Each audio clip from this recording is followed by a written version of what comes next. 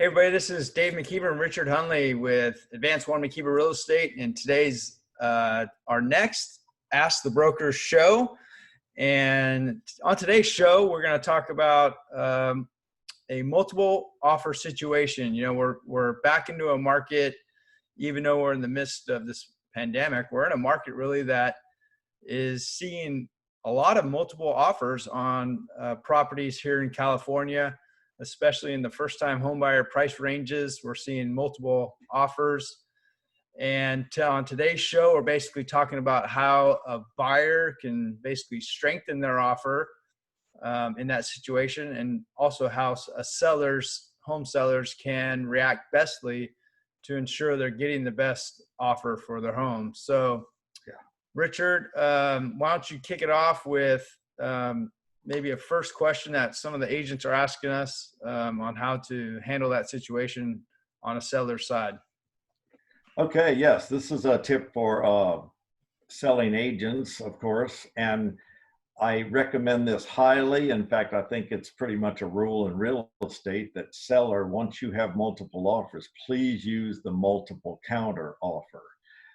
I've seen people out there not doing this, and if you send a counter out, two counters out, if one comes back signed, you're in contract whether you wanted that other one or not. If you did a multiple, that still allows the seller to have control to take which one they want. So biggest tip for sellers so far is use the multiple counter offer.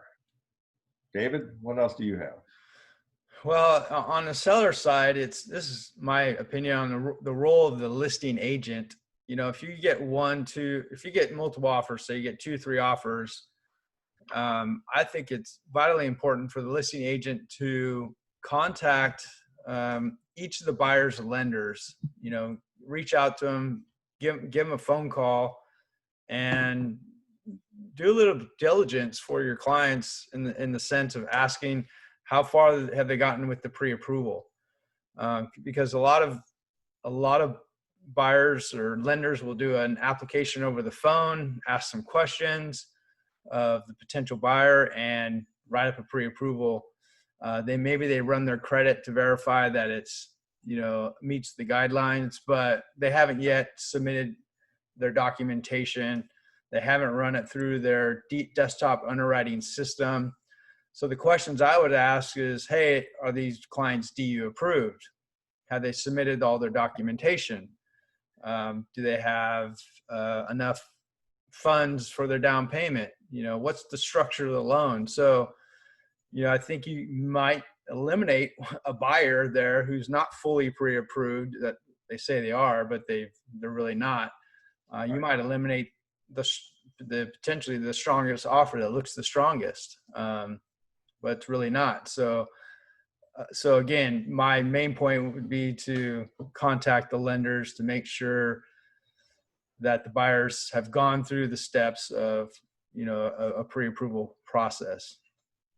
Yeah, and just on the flip side of that, if the listing agent doesn't, buyers, here's one for you to do. Have your lender call the listing agent to show how strong your buyer is, and that the lender is available and is local. You know, that's a big thing. Kind of scares me when I get offers from out-of-town agents and way out-of-town lenders.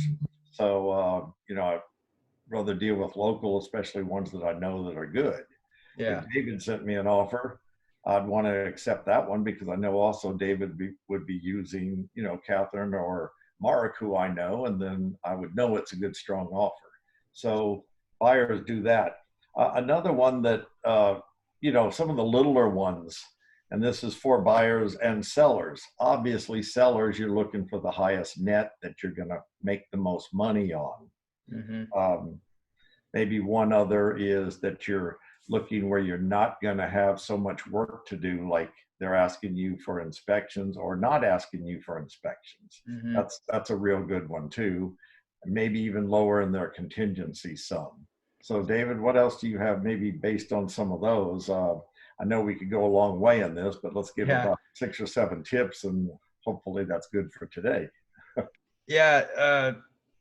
this next tip is basically if you're a buyer making an offer in a multiple situation, I'm surprised at how many agents will go see the house and submit the offer via email to the listing agent without ever having to pick up the phone to call that person, that listing agent.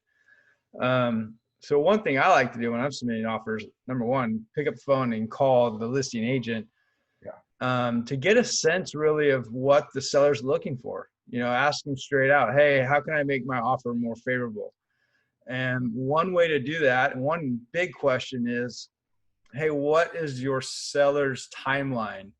Do they want to close quickly, or do they need a little extra time? Do they need 45, 60 days, or are they looking to rent back, or are they looking to buy a property, as a contingent? Finding out their timeline is important, because now you can craft your offer to match what they're going to need and on their timeline. As long as your buyer is flexible a little bit, you can really match the timeline. So that's one big hurdle right off the bat. I've gotten offers in the past where the agent's really trying to be aggressive and say, hey, we'll close in 21 days. But I'm thinking, well, my clients need 45 days to move. So that's too fast. So we don't want that quick a close. Right. And so, Oh yeah, and I agree, because everybody, buyers think that the faster the better. Not always. Hey, I have to pack, I have to get out of here, I have to find a place to go. Yeah. Or where I am going is a date for 60 days from now. And that's some information they can easily get, for the most part, get a sense of the timeline from the listing agent. And you just craft your offer to match as best you can that timeline, and that'll help solidify and strengthen your offer. If you can match their timeline. So obviously a few other little ones are, maybe cut your contingencies down. If you've got your buyer fully approved, you don't need 21 days for the approval. Trim that way back. That would be a confidence builder for the seller to think, well, you'd be pretty good to do that. Cut the appraisal down, cut the inspections down, make the offer look strong to the seller. So there's quite a few ways that we just named of doing it. But, number one to me is the communication, and we both touched on that. Yeah. Buyer's agent touch base with the listing agent touch base with the buyer's agent. Let's see how real these people really are, because what's on paper doesn't tell the whole story. Yeah, absolutely. Absolutely. Is there anything else on the seller side, like the listing agent side, they can be doing to, essentially give them the best offer, acceptance? You got 3 offers. How do you determine which one's the best? Other than, I mentioned contacting the lenders, but how do you really know it's the best offer? What are some things that they can do to make sure they're getting the most favorable deal? Well, I think the releases or the shortening of the contingencies really tells you, because then the buyer is saying, yeah, I'm going to be willing to put my deposit up where my mouth is, that I am good on my loan already. I don't plan on doing but maybe one little home inspection just to make sure everything's okay, because the house looks pretty good. The appraisal, we're ready to order it today if you take our offer. We're not going to wait 3 weeks to order it and wait till we've done inspections like some agents do out there, which, by the way, is a no-no. Not supposed to do that. So, buyers do these things, and that means be more prepared from the beginning. Have the lender totally not just pre-approve you, approve you. So you're good to go. Yeah, good point. Good point.